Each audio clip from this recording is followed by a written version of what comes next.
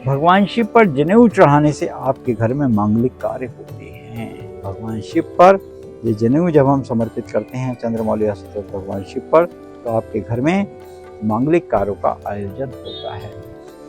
इलायची चढ़ाने से भगवान शिव पर जब हम इलायची चढ़ा देते हैं तो भगवान शिव की कृपा आपको मिलने लगती है और आपके घर में भी यश संपत्ति की और वृद्धि होती है। अगर हम बात कर लेते हैं भगवान शिव पर पंचामृत चढ़ाना, भगवान शिव पर जब हम पंचामृत चढ़ाते हैं, अगर आप श्रृंगी है आपके पास तो आप श्रृंगी से चढ़ाइए और भगवान शिव का कोई भी मंत्र आप पढ़ते रहिएगा। इसमें आप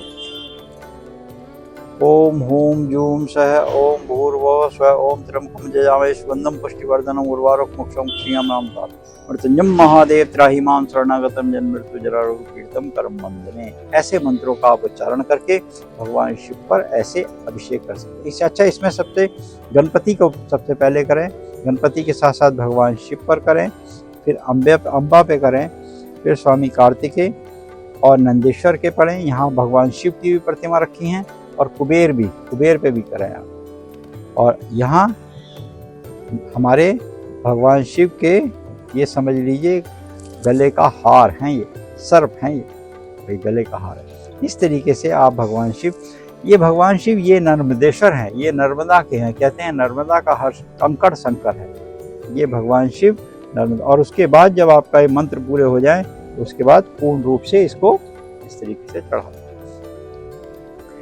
हम भगवान शिव पर जब बेलपत्र चढ़ाते हैं तो त्रिनेत्रधारी हैं, इनके 3 नेत्र हैं। इस पर चंदन लगाइए और ओम नमः शिवाय का या नमः शिवाय का पाठ करते रहना चाहिए। ओम नमः शिवाय, हर हर महादेव शंभु काशी विश्वनाथ गंगे। इस तरीके से भगवान शिव पर ये बेलपत्र। अब ये भगवान शिव को बड़ा प्रिय है। इसको जब हम भगवान शिव को चढ़ाते हैं तो उसमें एक बहुत खास बात होती है। आपके घर में नकारात्मक ऊर्जा हो, किसी का कुछ कहते हैं जादू टोना टोटका भूत प्रेत पिशाच, ये सब भगवान शिव के गण हैं, इनसे आपको मुक्ति चाहिए तो ये फल भगवान शिव पर चढ़ाएं। धतूरा तो भगवान शिव के लिए समझ लीजिए कि वो भांग धतूरा पीने वाले हैं। वहीं हम बात कर लेते हैं भांग, भगवान शिव पर भांग भी चढ़ानी चाहिए कि वो भांग का घोटा लगाते हैं तो भगवान शिव पर भांग अवश्य चढ़ाना चाहिए। भांग चढ़ाने से क्या होता है, आपके रोगों का निवारण होता है। किसी भी प्रकार के साध्य असाध्य रोग आपसे कोसों दूर चले जाते हैं। ये भगवान शिव की कृपा आपको मिलती है। आपको शरीर के लिए हम जाते हैं कि भाई पार्लर चले जाएं, कहीं सुंदरता के लिए चले जाएं, अपने आकर्षण बना लें अपने लिए, तो भगवान शिव पर क्या चढ़ाना चाहिए, मधु चढ़ाना चाहिए। भगवान शिव पर हम ये मधु का,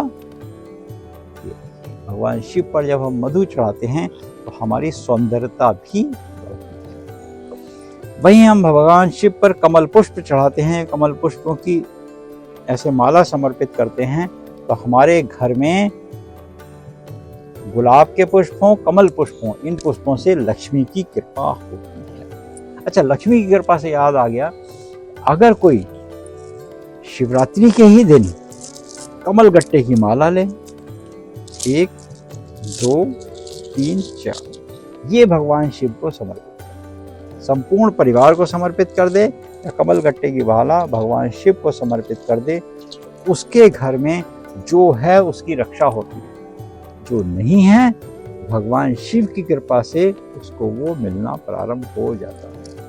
ये भगवान की एक विशेष रूप से कृपा उसको प्राप्त होती है।